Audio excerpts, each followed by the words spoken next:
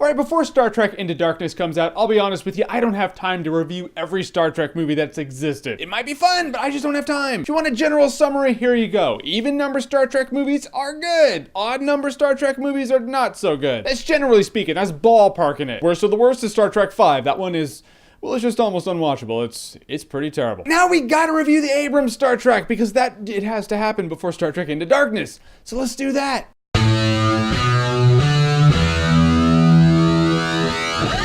Star Trek. So Star Trek came out in 2009. It came out like 2 months before I started doing videos. I just missed it. And this is textbook case reboot that I actually love. If I think reboot that really worked, it's Batman Begins and Star Trek. I grew up a big Star Trek fan, so I was looking forward to Star Trek. For those of you out there who are like, I thought you said you love Star Wars. Dude, we live in a world. You can have both. You can be a Star Trek person and a Star Wars person. Get used to it. Abrams is directing both now. Spoiler alert though, I'm gonna talk about the spoilers in this Star Trek movie. No talking in code here.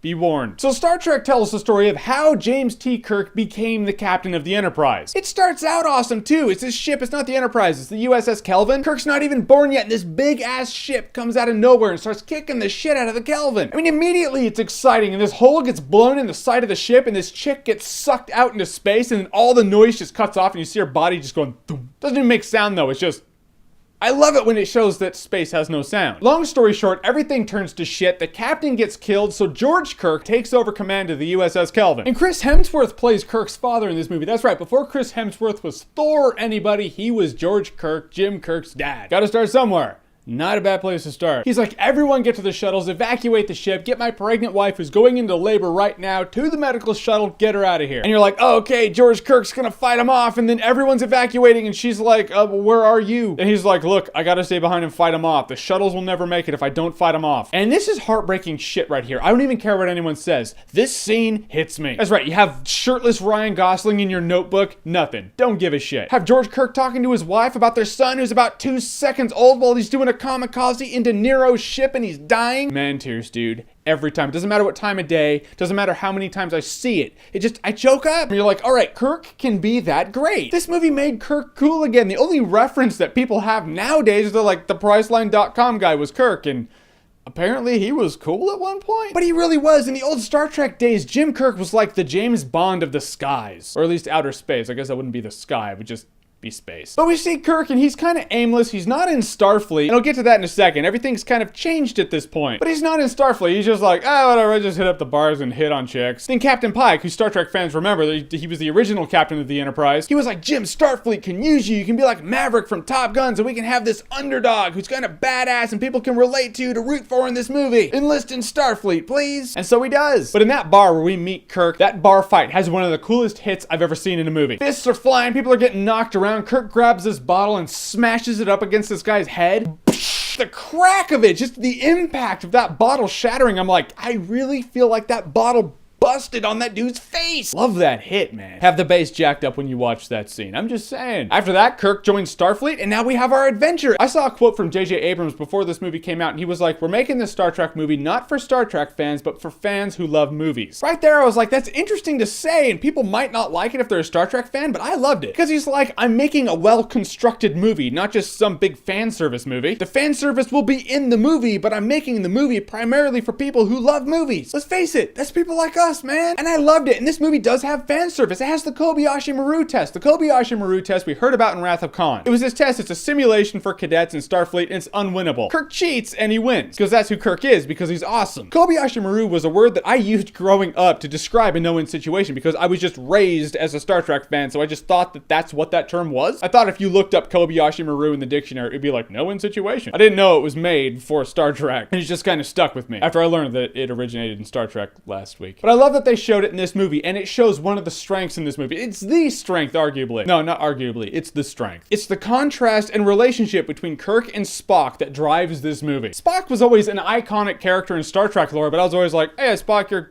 you're kind of boring. I mean, he's a Vulcan, he's kind of emotionless, but ultimately you forget that Spock is half Vulcan and half human. This Star Trek movie really illustrates that Spock is conflicted inside. His emotional human side and his logical Vulcan side, they're at war. Nothing to me really illustrated the internal conflict of that until this movie. This movie turned Spock into a really complex character, and the polar opposite of Kirk. Kirk is this know-it-all hothead. Spock is a know-it-all hothead. One leaps before he looks, and one really looks before he leaps. Both have strong opinions, differing opinions. Yeah, they're not gonna like each other. Get those strong personalities in that bridge? Woof. Like there's one scene where Kirk and Spock just get in each other's faces, and Kirk pisses Spock off. Spock snaps and he starts kicking the shit out of him. You're like, oh yeah, no Vulcan neck grips here. He's not even going through Pon farr or anything. It's just every move. Kirk's trying to block and nope. He decks him, smacks him in the throat, chokes him out. You're like, yeah, Spock's pissed. Sorry, Kirk. Spock is just a better fighter than you, I guess. And it's cool to know that Kirk and Spock are going to be so close when they're older. You remember when Spock was dying in Wrath of Khan and shit? He was all like, I have been and always shall be your friend. And to see him hate Kirk, it gives that friendship and relationship layers. I love it. I love the camera work in this movie too. Usually I'm not a big like, the camera work was fantastic kind of person. But in Star Trek, I love it. There are a lot of panning shots. There are not a lot of still shots in this movie. That may irritate some people, but it just makes the movie feel alive to me. When a filmmaker does that, it can. Otherwise, it can also look really overused and exhausting. But in Star Trek, it totally worked. There's this one scene, it's one shot. Spock gets in the elevator, pushes the button, stands there, waits a few seconds. The door opens, he gets out of the elevator, and now he's in a different room. He's in the bridge now. Right there, I was like, this movie just made me feel like I'm actually on the Enterprise. The lens flares are the big thing where people are like, I don't like them or I do like them. Me, I like stylistic stuff. J.J. Abrams loves his lens flares. I actually don't hate them. I think they give a cool flavor to this movie. If you hate them, I get it. I mean, if you're easily distracted by that kind of shit, it would get to you. I imagine it's not going away anytime soon. I'd like to see if he holds back on the lens flares for Star Trek Into Darkness or if they're on full force in that movie. And this entire movie is a new timeline. So everything that happened in the old Star Trek movies did happen, and then after all that shit, years later, Nero and Spock come back from before the Star Trek movies happened, and now time has changed. It makes it relevant. People are like, oh, they rebooted my franchise and I hate that shit. Well, this one is saying all the other Star Trek movies, they did happen. But doing that allows for some time changes. They're like, oh, Vulcan's in trouble. I'm like, all right, let's go save Spock's parents and save Vulcan, because they're not going to wipe out Vulcan. No, they wipe out Vulcan. Vulcan gets destroyed. When that happened in this movie, I was like, they're gonna fix that though, right? Because Vulcan can't just be gone. No, they don't. Vulcan is just gone now. There is no coming back from that. Vulcan is destroyed and Spock's mom is dead because it was Winona Ryder. If I have some gripes in this movie, it's ultimately that. Some of the casting for the extra characters, I was like, are you just casting your friends? Winona Ryder as Spock's mom doesn't detract from the movie at all, but it makes you go, why her? Tyler Perry is the head of the Federation. Again, you're like, doesn't detract. He didn't play a larger role. I would start to get suspicious if he was a larger role in the movie. But he wasn't. But you gotta think, like, why Tyler Perry? And Nero was a weak character in this movie. He was a weak villain. He existed to get this whole ball rolling, but ultimately I'm like, he could have been anybody. He could have been like this pissed off teenager named Timmy. Wouldn't have changed the movie at all. It's just Nero's pissed and he's drilling holes in planets and putting black holes in them and killing them. As a character, you're like, weak link right there. Which is why I think in Star Trek Into Darkness, they were like, fine, you want a cool villain? Cumberbatch, gonna wreck some shit. For the most part, everyone did a really good job. Zachary Quinto kills it as Spock. Chris Pine kills it as Kirk. They're all really good in this movie. Some of the physics I question. You meet old Spock in this movie. Leonard Nimoy is in this movie. Again, giving validity to the entire process of this reboot. But he mind melds with Kirk and he shows him that in the future, this supernova was gonna wipe out the galaxy. The galaxy? A supernova can wipe out the galaxy? I've never heard the possibility of a supernova wiping out a galaxy. A galaxy is billions of stars and planets. And I think they might have made a mistake. I don't know. I don't have a 28-year degree in astronomy or astrology or any of that shit. I'm just saying I've never heard of that being possible. You know when they're skydiving from outer space to Vulcan and they penetrate the atmosphere and then they just do their job? First of all, I didn't think you could skydive from outer space. I think you just float. Unless you're talking about will the gravitational pull suck them in? Again, I'm not a scientist or anything, but my understanding is when something tries to penetrate the atmosphere of a planet, they burn up. And when you're a human being, you die. They're just going down like this. It's like entering the atmosphere in 3, 2, 1. I've heard Vulcan has a thinner atmosphere, but I still don't buy it. I buy it like I buy the fact that a supernova can wipe out a galaxy.